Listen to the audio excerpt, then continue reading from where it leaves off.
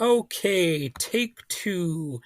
And this time I'm doing a movie review on critical weight theory. And this movie is called The Ride, and it's from 2018. And as the title to this episode suggests, this movie is more than just a BMX story. The Ride is directed by Alex Ranarivelo. I or wait, Rana Rivelo. I thought that was a B. Sorry.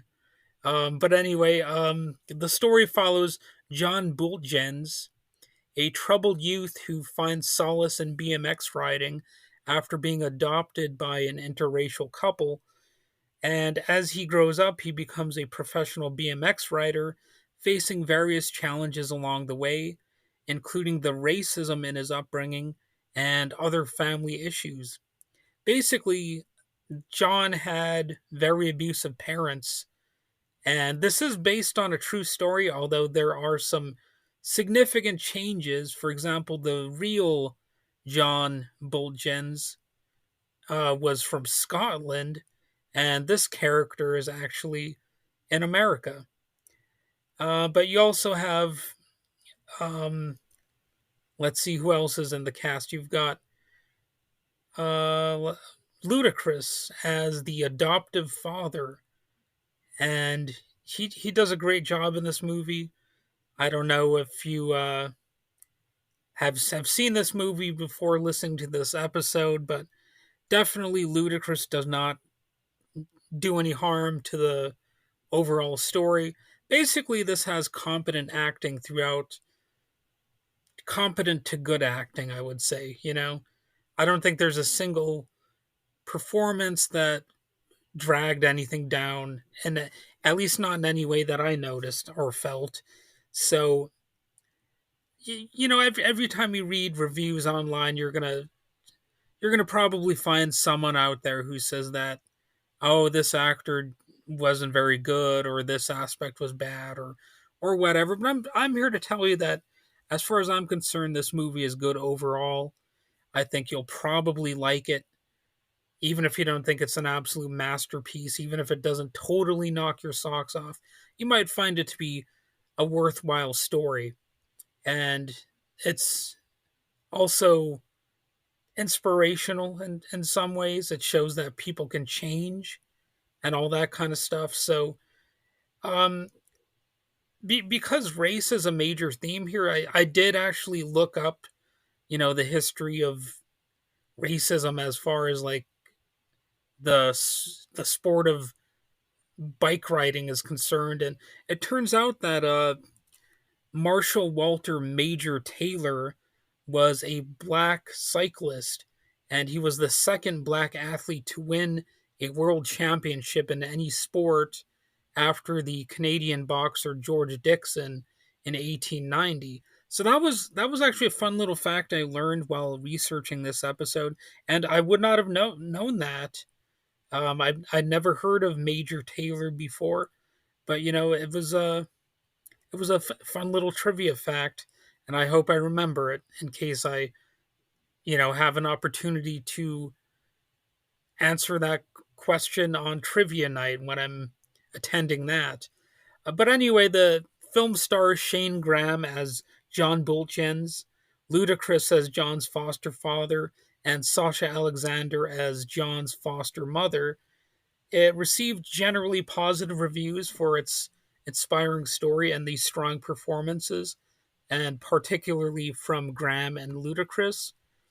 So I would definitely, say that the film emphasizes themes of redemption, perseverance, and the power of family support, as well as, just being inspired to pursue a creative rather than a destructive pattern of behavior. In this case, he was inspired to do BMX riding, and that's one of those messages that I try to convey when it comes to, sort of my worldview. I try to encourage people to take a creative path rather than a destructive one. I know that might sound a little bit corny, but it's true. It will improve you as a person if you tap into some sort of creative potential. Pick up a paintbrush, a guitar, whatever you feel a natural affinity for. It could be a bowling ball. It doesn't necessarily matter. Just whatever you're drawn to as a creative outlet. You know, do that, and don't let anybody tell you, you know, that you shouldn't do it. I I guess it's one of those things like don't let even if I was to say you suck at bowling, don't pick up that bowling ball. Don't you'll do nothing but get gutter balls.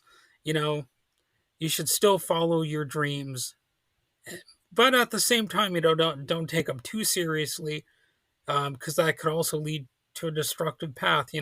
Try to do things in a fun way, in a creative way, and strike that balance between having a talent and a passion, and taking things in a well, whatever. I don't know where I'm going with this thought. Anyway, I'm kind of trailing off.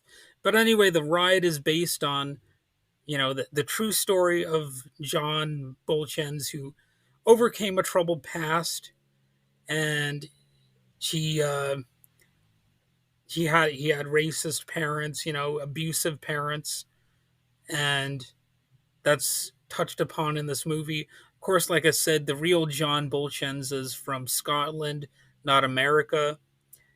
And interestingly, John says the movie E.T. actually inspired his interest in riding bikes. So that kind of ties into a recent review I did because I talked about E.T. So, there are other themes that are touched upon in this movie. The importance of having possible adoptive parents, the importance of child services of some kind, and you know the the importance of just being able to move past your previous feelings and your belief systems that you were exposed to and raised up to believe in. So the movie, I think, has an 85% approval rating on Rotten Tomatoes, at least last time I checked. I have that in my notes, so I'm going to stick with that. And, in some ways, I think Shane Graham, his performance kind of saved the movie because when you have a decent performance from a younger actor, I think that it impresses people who watch a movie even more than the performances of older actors. And I think that is one of the reasons that this movie might be memorable because he definitely does a great job here. And I think I think a lot of these story elements could have been lost if the main actor was not as good as he was. You know what I mean? It could have been just another throwaway story or what have you. But I think this is a movie that some people will probably remember, even if it's not exactly a masterpiece for everybody. Like I said, it's something that will resonate with some people out there who watch it. So yeah, I definitely recommend it. I'd give it maybe 3 out of 4 stars, or maybe it should be a 3.5 out of 5 stars. I don't know, whatever sounds best for you, you know. But it's a better movie than it could have been. I'll put it like that. If there was a bad performance from the main cast, I think it absolutely could have been worse than it was. But it's definitely something that I could even imagine watching again in the future. And I can't even say that about every movie, including even every movie that I liked. So check this one out if you are interested in it based on what I've said. And if you've seen it before, well, consider maybe watching it again at some point. It's worth it. So that's all I have to say, and have a fantastical day.